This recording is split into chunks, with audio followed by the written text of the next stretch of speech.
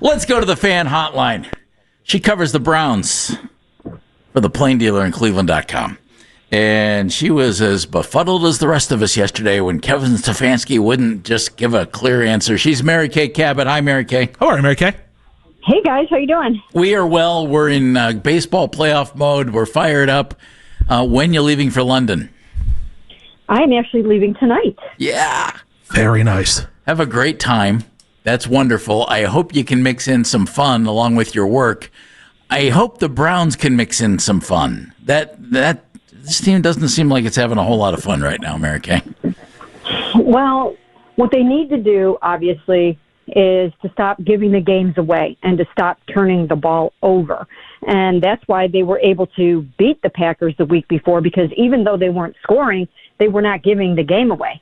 And then they reverted in this past game in Detroit to giving the game away again. And that's why I think they will at least seriously consider making a quarterback change. Don't know if they're going to do it for sure, but they have to at least think about it. If Mary Kay Cabot were the head coach of the Cleveland Browns, would she make a quarterback change? I would right now. I would, because I just think that this team needs some kind of a spark. And the easiest and best way to figure out if a quarterback change would help and make a big difference is to actually go ahead and do it and see what it looks like when you put it out on the grass. So I would do it just to see. Sometimes that can shake things up, wake up, your supporting cast a little bit, infuse some new life into your defense. So, yeah, I would go ahead and do it because you can run a little bit of a different offense with Dillon Gabriel. You can run some more of the keepers and the RPOs and the QB movement stuff that you can't really do with Joe Flacco. And that can open things up. I think it would just be a zippier, faster offense overall. Mary Kay, was Kevin, do you think they're still deciding what to do with his unwillingness to name or to give anything decisive yesterday about the quarterback? Or did the guys not know yet? He hadn't talked to the players, the team. Why do you think he was just so vague about it yesterday? Well, usually they don't tell the players until Tuesday. So if they are making a switch, that will probably happen today. And then who knows, something could leak out here or there. It often does. So a lot of times those decisions do get made on Tuesday after you review all of the film. So that's one thing. And then the other thing is, yes, maybe they wanted to debate it some more and to talk about it. I don't know if that's the case, but it certainly seems plausible that they would want to give it some more thought and make sure that they're doing the right thing. Because in addition to starting Dillon in London, you would be starting him in Pittsburgh the next week. And then also you have to decide what you want to do at backup quarterback. Mm-hmm. So there are a lot of decisions that go into this. You asked about the backup quarterback yesterday, and Kevin didn't want to go there either. If you're the Browns, let's just say you start Dillon Gabriel, which I expect them to do. Mary Kay, I think you expect them to do as well. Is that an accurate assessment? I do expect them to. But, there could also be some gamesmanship going on here. And I don't really know, but that could be a factor as well. I mean, it's important for them to go win this game in London. I think it's a winnable game for them if they don't turn the ball over. And if they can get to 2-3 with everything that's going on right now in the AFC North, I think that's vitally important. So there could be a little bit of subterfuge going on as well. Would you expect Flacco to be the backup, or would you expect Sanders to be the backup? Well, I would make Joe Flacco the backup right now because I do still think that Shedeur is coming up the learning curve, and I don't know if he is ready to be one play away from going in and starting and playing that much football just yet. Again, there's only one way to find out, and I know they do want to see at some point what he can do. I just don't know if that time is now. I probably would install Joe as the backup, but I don't know. I guess that they would probably give some thought to making Shedeur the number 2. I don't know if that's true, though. I really don't. Okay. Mary Kay Cabot, Cleveland.com, and the Plain Dealer joining us on the fan hotline. Mary Kay, is there any, I don't know if change or of reps or change of targets or anything like that taking place when it comes to Jerry Judy? Because, boy, oh boy, these drops are just painful to watch him deal with. Well, remember, when Kevin talked to us on Monday, he mentioned that precision is a big part of the passing game. And if your quarterback is under siege and things are not going the way that everybody wants them to go and the timing is off and those kinds of things, then that's going to affect your receiving core. And that's another reason why I do say that I think maybe a change is in order. Because if they are running a little bit of a different kind of an offense, if they're getting Dillon out and around, moving about, and just running some RPOs and different things like that, it might open things up and loosen things up for your receivers. There's a lot of pressure on Jerry Judy right now, especially with Ced Tillman out. Teams can really focus on him and double him and send safety help. And he isn't playing his best ball right now, but I think there are a lot of factors that go into it. Now, when you just have a flat-out drop like he did the other day, he knows that was completely, entirely on him. But some of them have not been all on him. They've been passes that were just a little bit off, and the precision wasn't there. So I do wonder if he might not fare better if they try to shake it up a bit. Mary Kay Cabot joining us. If you're the defense, Mary Kay, how are you? Is your attitude good? Are you able to hang in there knowing that your offense has put up 17, 16, 13, and 10 points in 4 games? What do you sense out of the D? Well, they are professionals, and I think they're doing a really, really good job of holding it together.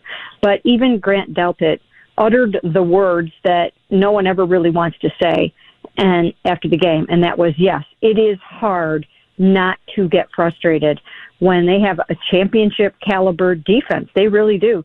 This is a defense that can help a team get to the Super Bowl if it had the right kind of an offense with it.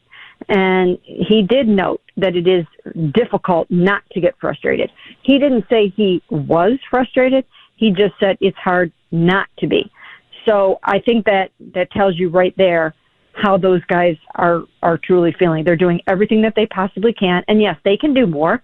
They didn't get a sack in that game, and they let up a lot of rushing yards in that game. So they can do more, of course, but it would help a lot if they had an offense to match. Mary Kay Cabot joining us on the Fan Hotline. So they make the trade for Cam Robinson yesterday. Do you see that as the left tackle for this week, or do you think they bring him along slowly?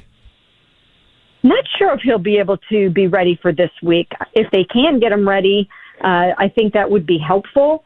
And, he did start a game for the Texans this season, so he should be in game shape and all that kind of stuff.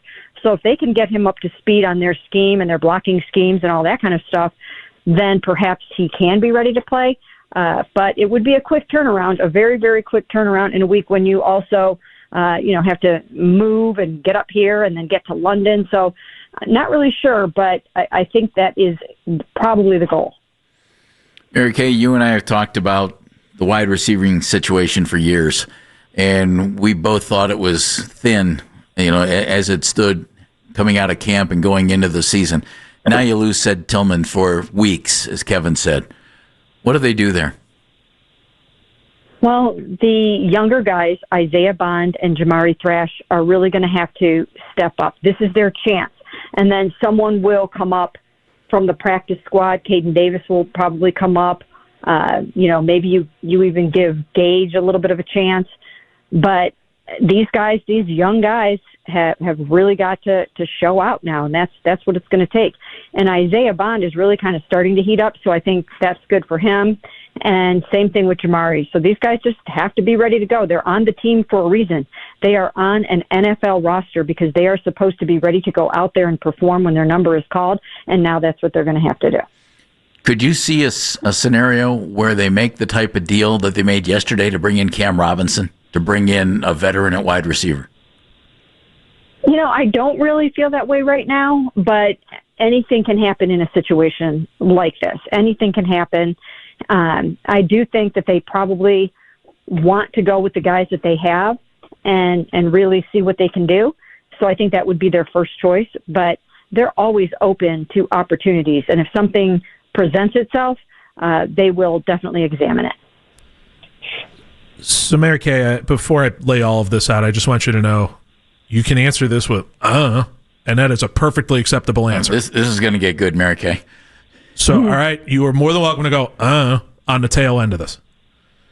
Where have all the deep shots gone in this offense? And the only reason I bring that up is because when Joe Flacco came here initially, they were under center. They were running a whole bunch of bootlegs and all of that stuff and playing with backup offensive linemen, and they were still able to push the ball down the field on those deep out routes, those deep curls, deep shots, all of that kind of stuff, and get the ball to Amari Cooper in those situations and get the ball to the other wide receivers to find success. Heck, Elijah Moore had a showing when Joe Flacco was here, and that has all just completely disappeared from this offense. Where has it gone, and why are they not pushing the ball down the field so that you can stretch that dome that these teams are putting over the Browns? It's mind-numbing.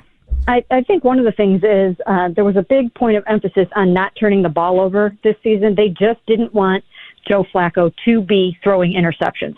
So they were not going to have him throwing a whole bunch of low percentage deep shots down the field, especially when he did not necessarily have his timing and chemistry down with, let's say, a Jerry Judy the way that he did with Amari Cooper. And it did even take a little bit of time with Amari Cooper. The other thing is they were going against some very inferior pass defenses when Joe Flacco played here in 2023. That's a good point. They were going against some of the worst pass defenses in the NFL, especially in those last couple of games where he and Amari Cooper were just taking advantage of some tremendous mismatches.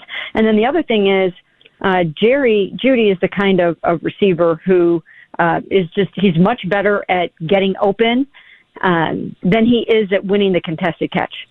So it's a little bit different than it was with Amari, where you knew that Amari was going to beat his man one-on-one in a contested situation.